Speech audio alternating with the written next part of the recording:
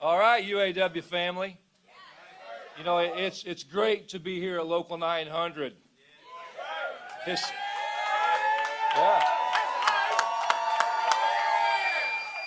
What we say historic Local 900, because this is ground zero for a stand-up strike 11 months ago.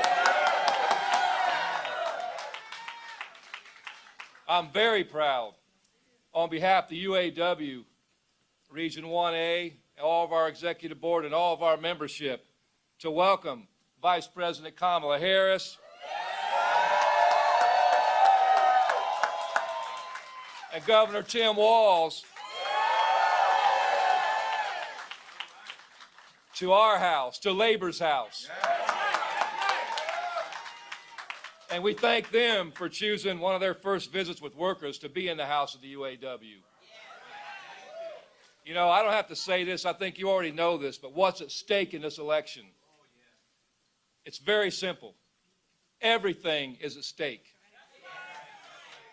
It's about a choice of whether we continue forward or whether we go backwards. That's right.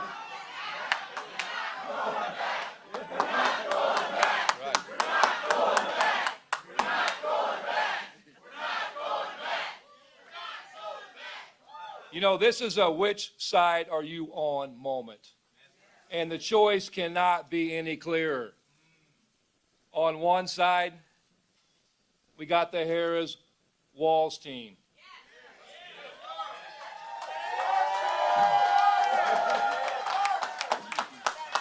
Kamala Harris is one of us. Governor Tim Walz is one of us. You know, they're working class people. They have working class roots. They know struggle. They know what it's like to live paycheck to paycheck. You think about this. Vice President Harris talked yesterday about how she's had a first job at McDonald's.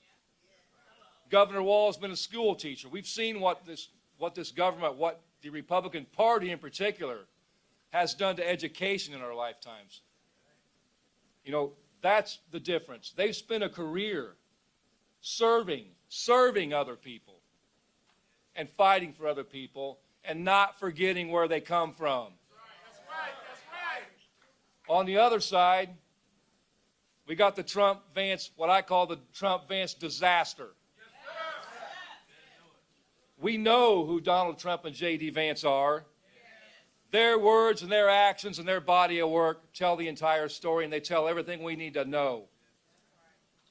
They spent their lives serving themselves, representing the billionaire class, and enriching themselves at the expense of the working class.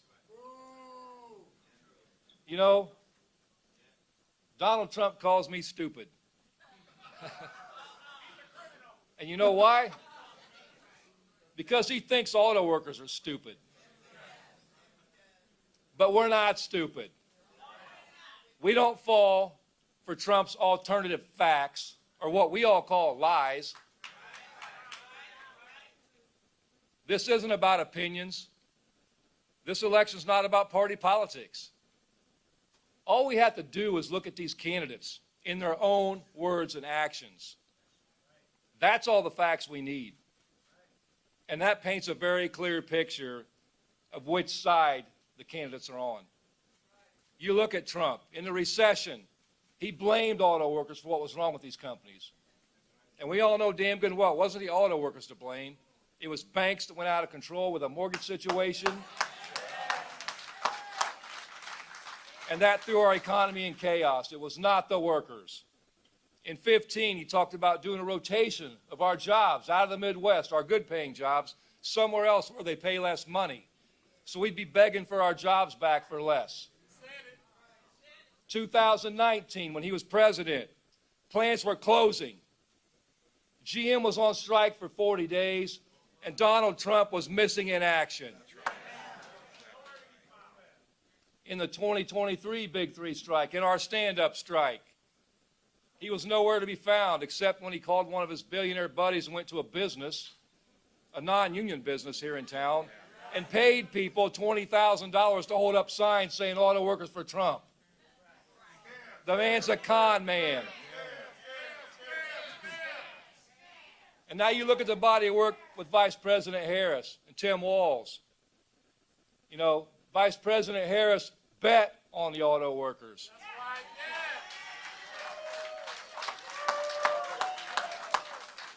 In the 2019 strike at GM, you know who was on the picket line with striking workers? Kamala Harris was.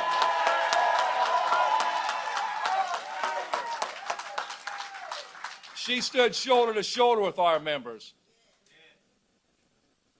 She helped, as vice president, create auto jobs in the United States of America, to bring work back here. The Lordstown assembly workers who were left behind by Donald Trump, Kamala Harris was part of the solution.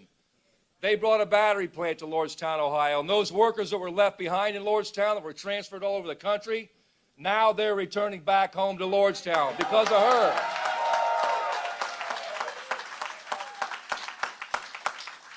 She worked with us to save a community in Belvedere, Illinois that was written off for dead.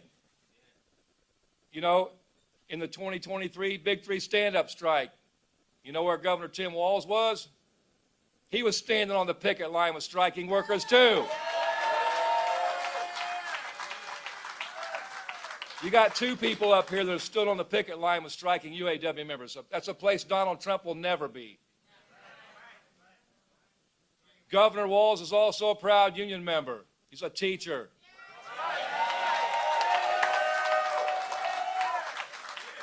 You know, anyone can be your friend when the sun's shining and things are going great. But you find out who your friends are when things get tough. And you know, when we look at tough times, when we've been in tough times, we see who chose to stand with us and who chose to sit on the sidelines and do nothing. You know, there's a quote from Dr. Martin Luther King Jr. that I love, you know, and it says, in the end, we won't remember the words of our enemies, but we will remember the silence of our friends. And UAW family, this is not a time to be silent.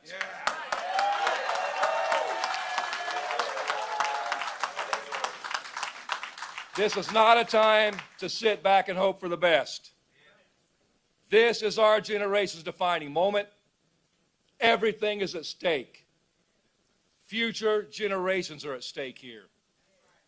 Whenever we needed help, Kamala Harris and Tim Walz answered the call, and they picked a side.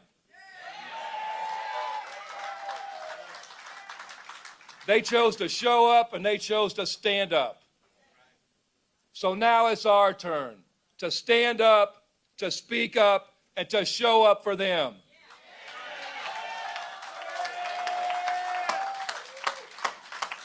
You know, in the UAW, we moved mountains in the last year and a half. And I got to tell you, when I got elected president a little over a year and a half ago, we had 90 days to prepare for Big Three bargaining.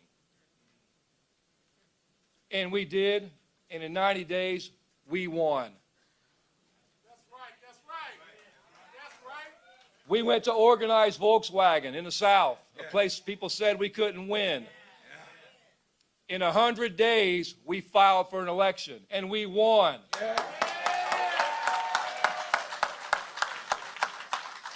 And as of today, we've got 89 days. We've got 89 days to ensure that we put Kamala Harris and Tim Walz in the White House.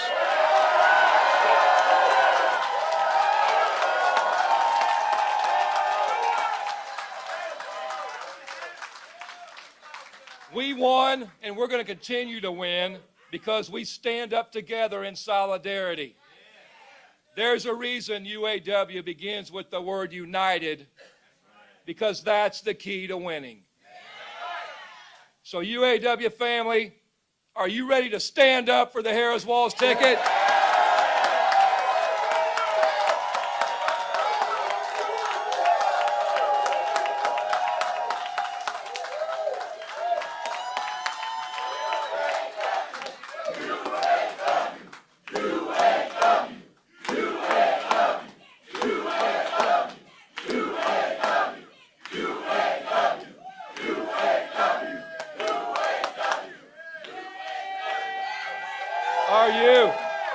Are you ready to speak up for the Harris-Walz ticket?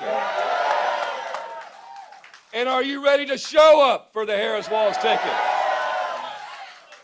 I know you are. So UAW family, it's time to go to work.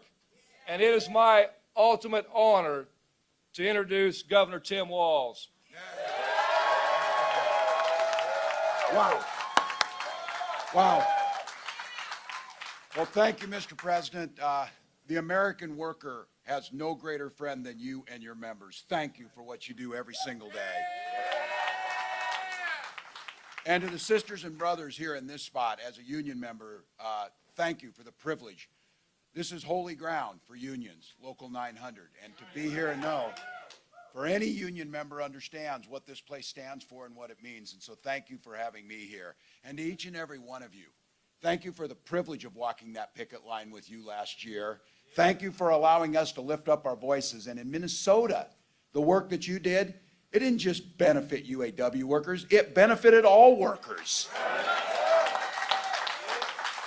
So I couldn't be prouder to be on this ticket and couldn't be prouder to stand with UAW.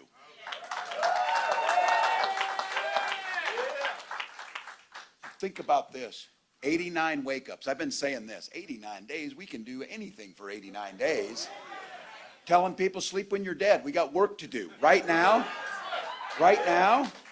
89 days to make Kamala Harris the next president of the United States.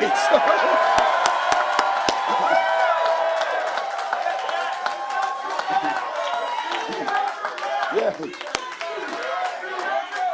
Look.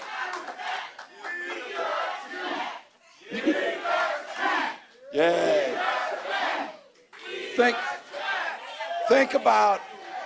Think about this leader that's very simple. She stands on the side of the American people and the American worker. She's the one who took on the predators, the fraudsters, the transnational gangs, and she's the one that stands up against the billionaires in the corporate greed that bring to it. This is who it is. And she has a long record of delivering for union members, and organized labor. All right, everybody in this room knows, and I keep saying this, this is a bit of preaching to the choir, but the choir needs to sing right now. The choir needs to sing. We know that unions built the middle class. The rest of America has to. You know who doesn't believe that? Donald Trump. He sees the world entirely differently, and it really starts with this. When I look at community and neighbors and unions and the word that Sean said, unity, this guy doesn't know the first thing about unity or service. He's too busy serving himself. Again and again and again, you've seen it. He put himself above us. He weakened our country to strengthen his own hand. He mocks our laws. He sows chaos and division.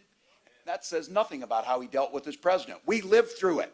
We lived through it. He froze in the face of COVID, and our neighbors died because of it.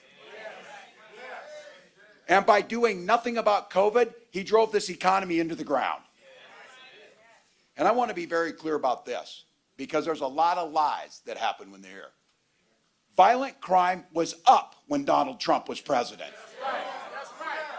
Without even counting his crimes, it was still up. It was still up. So this is very simple. You know it, and it's going to take a heck of a lot of hard work, but this election is a simple choice. What direction and what's our country going to look like? What direction are we going in? You know it. We've said it. Donald Trump's going to take it backwards. We aren't going back. We're not going back. It isn't happening. We're not going back. We're not going back. We're not going back. Look, and this thing of playing dumb while he sits on the planes with these billionaires and says I don't know anything about Project 2025. I just fly on the planes with them. You know what it's going to do.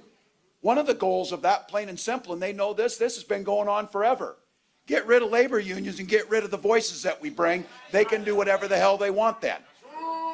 If Trump returns, he's going to learn something from the last time. He didn't get the job done. This time, it will be far, far worse, and he will get the job done and make sure that we can't organize collectively to improve our lives. That's what it's coming. So whether he cuts the middle class, makes it more difficult to own a home, whether he repeals the Affordable Care Act so you can't get health insurance, are the things that you know they talk about, gutting Social Security and Medicare.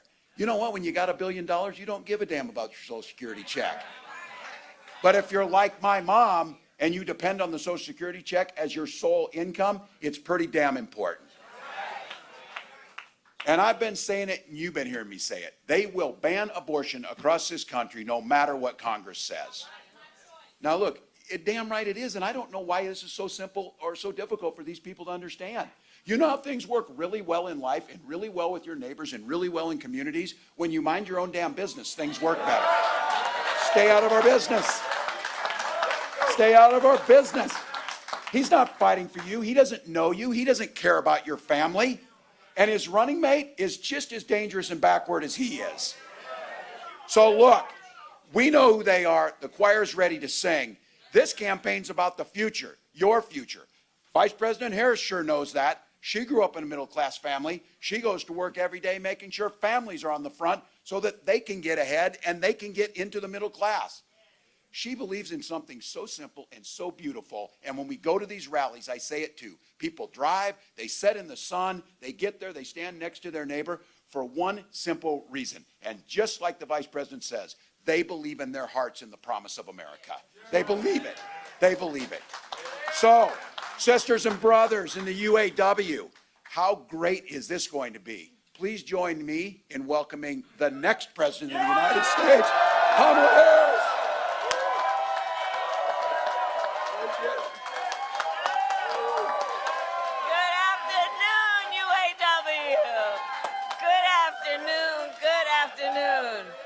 Oh, it's good to be in the House of Labor. It is good to be in the House of Labor. Thank you. Please have a seat. Please have a seat. Okay, so let me just say, first of all, can we hear it again for Tim Walz? Isn't he spectacular? You know, I have to tell people have been asking, well, what do you and Tim Walz have in common? I said, well, you know, a whole lot. You know, we grew up the same way. We grew up in a community of people, you know, I mean, he grew up in Nebraska, me, Oakland, California, seemingly worlds apart, but the same people raised us. Good people, hardworking people, people who had pride in their hard work, you know, people who had pride in knowing that we were a community of people who looked out for each other. You know, raised by a community of folks who understood that the true measure of the strength of a leader is not based on who you beat down, it's based on who you lift up. Amen. And you know, there's some perversion that's happened in our country in the last several years, where there's a suggestion that somehow strength is about making people feel small, making people feel alone.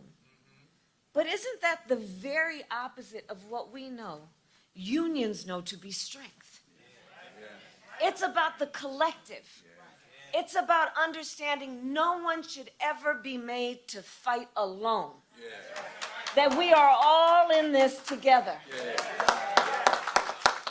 You know why I fought my entire career for unions and labor? Because I understand the concept and the noble concept behind collective bargaining. And here it is. Here it is.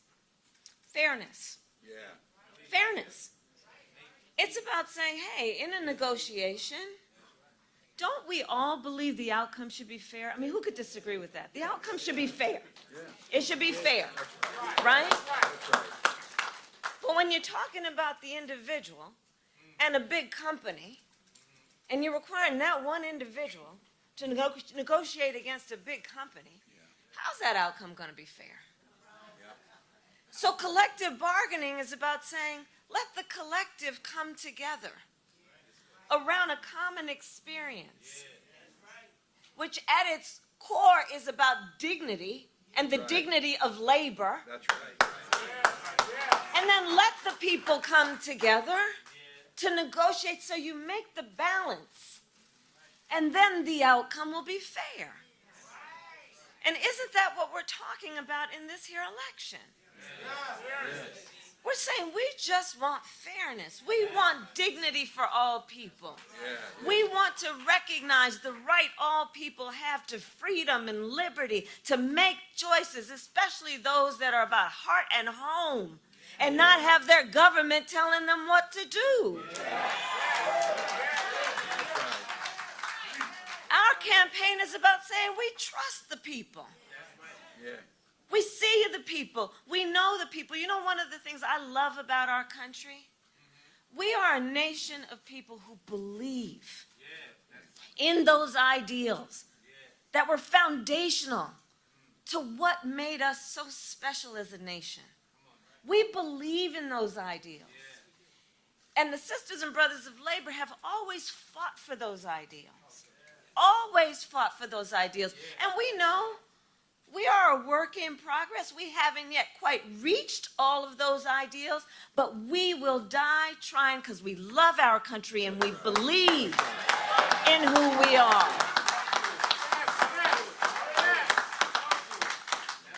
And that's what our campaign is about. We love our country. We believe in our country. We believe in each other. We believe in the collective. We're not falling for these folks who are trying to divide us, trying to separate us, trying to pull us apart. That's not where the strength lies. And there is that. And so I say to all the members of UAW, and Sean Fain as the first who I talked to about this, I am so deeply honored as a lifelong supporter of union labor for Tim and I to have the endorsement of UAW.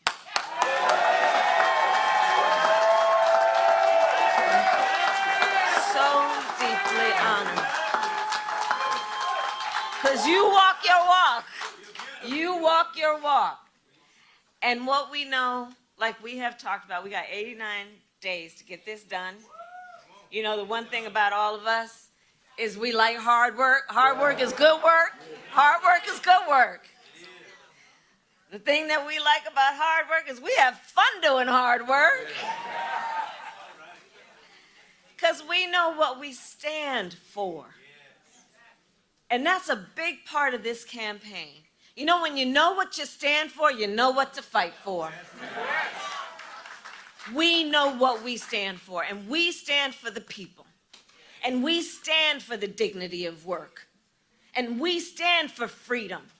We stand for justice. We stand for equality.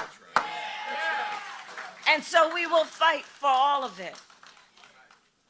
And the bottom line about UAW is that I also know, and I'll say to all the friends watching, look, even if you're not a member of a union, you better thank unions for that 5-day work week. You better thank unions for that 8-hour work day. You better thank unions for that vacation time.